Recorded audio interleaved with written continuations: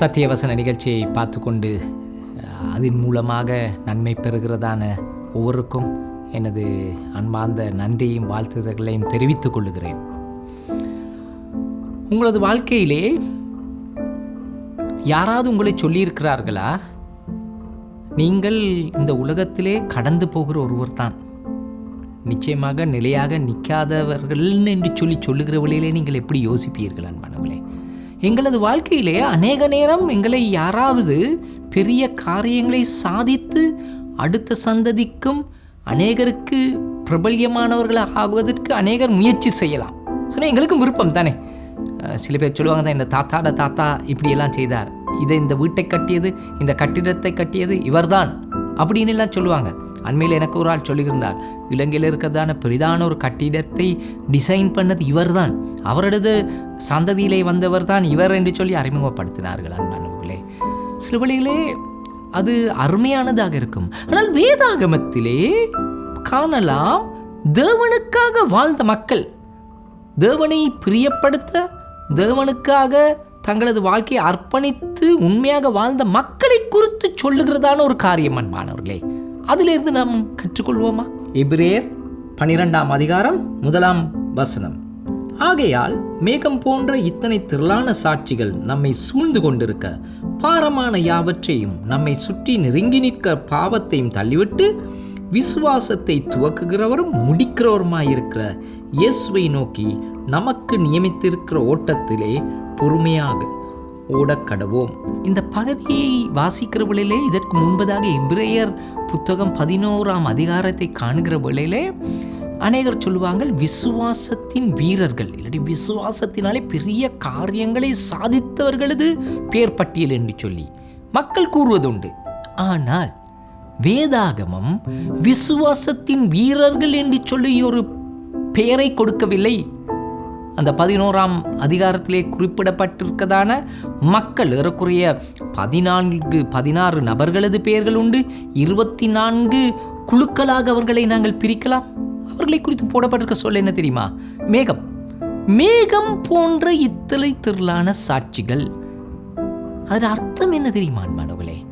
அதற்கு 11ஆம் அதிகாரத்திலே போடப்பட்டிருக்க காரியங்கள், அந்த நபர்கள் பெரிய காரியங்களை சாதித்தவர்கள் என்பதை காட்டுவதற்காக அல்ல. அந்த மக்கள் அவ்வளவு பெரிய காரியங்களை செய்தாலும் அவர்கள் எல்லாம் யார் தெரியுமா? மேகங்கள், கிளவுட்ஸ். அதில் மிக முக்கியமான காரியம் என்னன்னு சொன்னா, அந்த மேகங்கள் கலைந்து பறந்து போய்விடும் அன்பானவர்களே.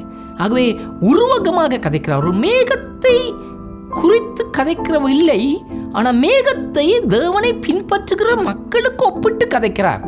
ஆகவே இந்த வேளையிலே மேகத்தை குறித்து அநேக காரியங்கள் உண்டு. ஆனால் முதலாவது காரியம் உங்கள் மத்தியிலே நான் முன்வைக்க விருப்பப்படுகிறேன். மேகமானது கடந்து போகும். யோபு 7ஆம் அதிகாரம் 9ஆம் வசனத்திலே நாங்கள் காண்கலாம், அந்த மேகத்தின் ஒரு குணாதிசயம் நிரந்தரமாக ஒரே இடத்திலே இருப்பதல்ல, அது அப்படியே கடந்து போகும், மறைந்து போகும் அன்பானவர்களே. இந்த உலகத்தில் இருக்கதான பெரிதான ஜம்பவான்கள், நாட்டின் அரசியல் தலைவர்களாக இருக்கலாம், கிரிக்கெட்லே பெரிதான விளையாட்டு போட்டிகளை சாதித்தவர்களாக இருக்கலாம், எல்லாரையும் பாருங்க, கடைசியில் வித்தியாசமான விதத்திலே இந்த உலகத்தை விட்டு போக வேண்டியிருக்கும் அன்பானவர்களே. வேதாமத்திலே நாங்கள் காணலாம். வேதாமத்தில் இருந்த தலைவர்கள் கூட, பவுலடிகளார் தன்னை குறித்து சொல்லுகிற நேரம் சொல்லுகிறார், தனது கடைசி காலகட்டத்திலே அவர் தன்னை குறித்து சொல்லுகிற நேரம் பான பாத்திரமாக, இல்லாட்டி ஒரு பலி கொடுக்கிறதாக்கு ஒரு பாத்திரமான ஒரு பலியாக அவர் போகிறார். அதாவது அவர் சொல்றார், நான் ஒரு பானமாக பலிபீடத்திலே போடப்படுகிற ஒருவனாக இருக்கிறேன் என்று சொல்லி சொன்னார் அன்பானவர்களே. யோவான் ஸ்நானகனை குறித்து சொல்லுகிற நேரம் வேதாகமத்திலே போடப்பட்டிருக்கு, அவர் கொஞ்ச காலம், சில காலம் மட்டும் எரிந்து போகிறதான ஒரு விளக்காக அவர் இருக்கிறார். எரிந்து போகிறது, கொஞ்ச நாள் இல்லாமல் போயிடும். வேதாகமத்தில் சில காலம், ஏன் இந்த உலகத்திற்கு மனிதனாக வந்த இயேசுவானவர் கூட குறிப்பிட்ட காலம்தான் இருந்தார். ஏறக்குறைய 3.5 வருடம் அவரது பணி இருந்தது. 33 வருடங்கள் என்று நாங்கள் நினைக்கலாம். அவ்வளவுதான் இந்த உலகத்தில் மனிதனாக இருந்தார். எங்களது வாழ்க்கையும் நிரந்தரமற்றது அன்பானவர்களே. பெரிய காரியங்களை கண்களுக்கு முன்பதாக சாதிக்க எங்களை அழைக்கவில்லை. நாங்களும் கலைந்து போகிற, மறைந்து போகிற, கடந்து போகிற மேகத்தை போன்றவர்கள். மறந்துடக்கூடாது அன்பானவர்களே. நாங்கள் எல்லாராலும் புகழப்படணும், எல்லாராலும் நாங்கள் நினைவிலே வைத்து கொள்ளப்பட வேண்டும் என்பதற்கான குறுக்கு வழிகளை நாங்கள் பாவிக்க தேவையில்லை. மேகம் கடந்து போகிறது போல நாங்களும் இந்த உலகத்தை விட்டு போக வேண்டி ஏற்படும். அது ஏன் அது உதவுதுன்னு சொன்னால், எங்களது வாழ்க்கையில கூட சில பேர் எங்களை விட்டு மறித்திருப்பார்கள். ஏன்? எங்களை சுற்றி இருக்கிறவர்கள், எங்களது தாய் தகப்பன், பெற்றோர், சகோதர சகோதரிகள், அதே நேரம் பிள்ளைகள், சில நேரம் உறவுகள், நட்புகள் கொஞ்ச நாளத்தில் எங்களை விட்டு போக போகிறார்கள். அப்படி போவதற்கு முன்பதாக நாங்கள் எப்படி செயல்படுகிறோம் அன்பானவர்களே? இந்த எபிரேயர் புத்தகத்திலே 11ஆம் அதிகாரத்திலே பார்க்கலாம். சில பேர் வயதான வழியில் மரித்தார்கள், சில பேர் வாலிப வயதிலே மரித்தார்கள், சில பேர் இயற்கையாக மரித்தார்கள், சில பேரை நீங்கள் பார்க்கலாம் மற்றவர்களாலே கொலை செய்யப்பட்டார்கள், சில பேர் அப்படியே எடுத்துக்கொள்ளப்பட்டார்கள். மரணம் வித்தியாசமான விதத்திலே வித்தியாசமான நேரங்களில் எங்களுக்கு கண்டிலே வரும். ஏன் வாலிப வயதிலே சிறு பிள்ளைகளை மறிக்கிறார்கள்?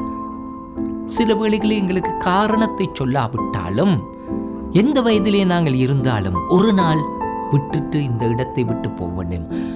அது எங்களுக்கு என்ன காரியத்தை கொடுக்குதுன்னு சொன்னால், எங்களோடு இருக்கிறவர்கள் இந்த வேளையிலும் அன்பானவர்களே, மேகத்தை போயின்று இருக்கிறவர்கள் அவர்கிட்ட கற்றுக்கொள்ளுகிற காரியங்களை நாங்கள் மறக்கக்கூடாது.